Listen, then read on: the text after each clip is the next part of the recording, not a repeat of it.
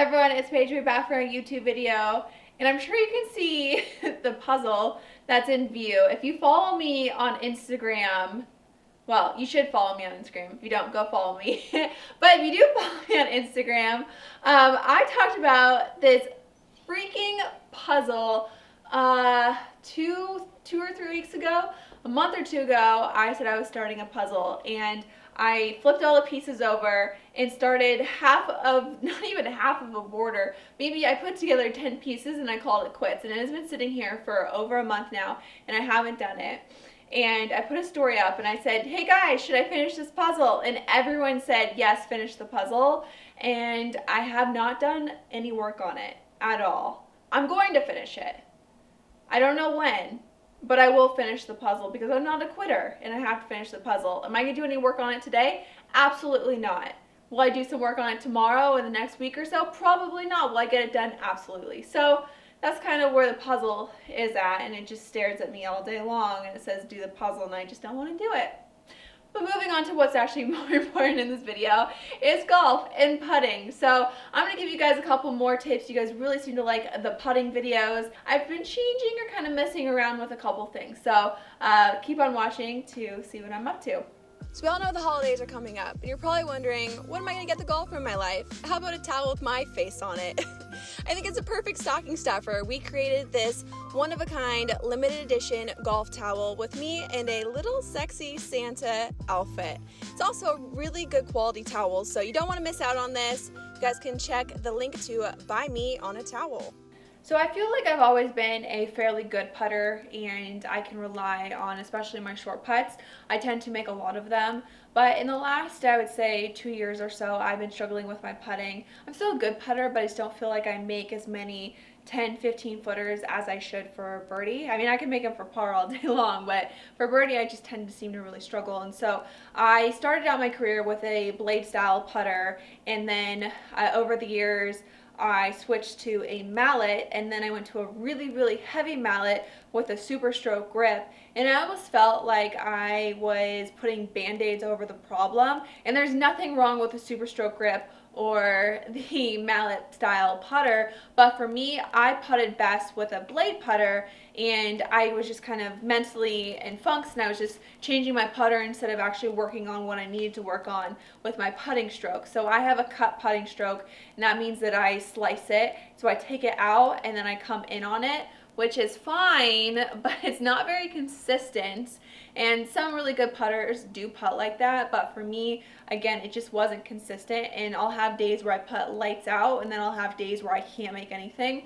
So I've really been working on my path and also my grip. I went over grip changes before in a putting video, and you guys really love what I told you about doing the double overlap. I love the double overlap as well because it takes your left hand out of it. And so if you don't have a left hand low putter grip, if you do right hand low like I do, the double overlap is the thing that you definitely need to try. So I'll just do a little refresher for you. So normally I would hold the putter like so, and as you can see, there's really nothing, there's no overlap on it. So instead you can do one finger overlap, or even do a double overlap, and that really takes the left hand out of your putting stroke. And if you don't really know what I'm talking about, a really great drill to do is have your right hand on the putter and just do strokes.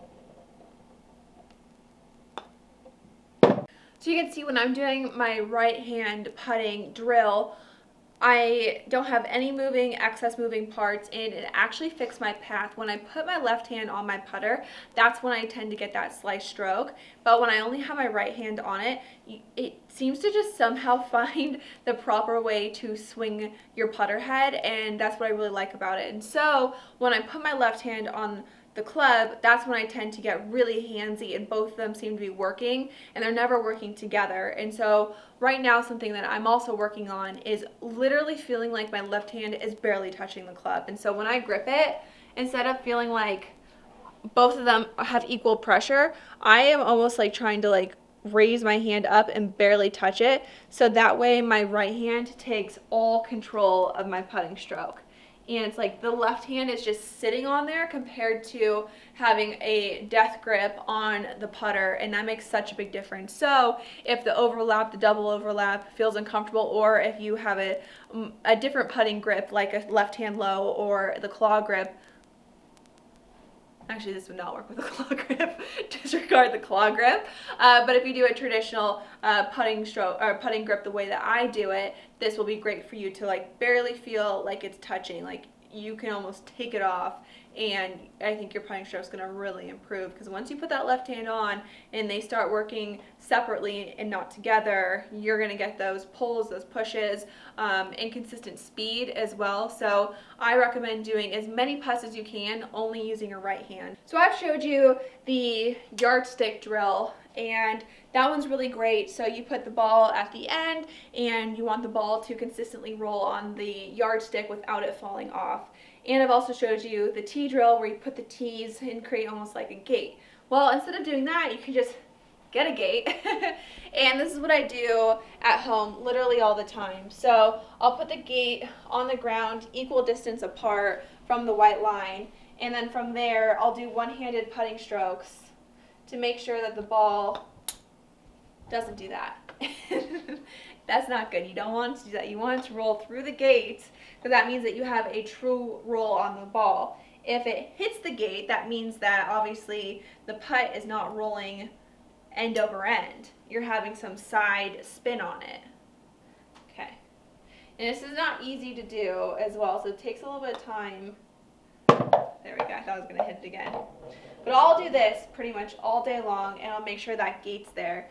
And it's just a really great drill to make sure you're rolling it true, because you can, if you're on the mat or anywhere, you can still make a putt and hit the side, but you want to get consistency with your roll and make sure it's always as true as possible.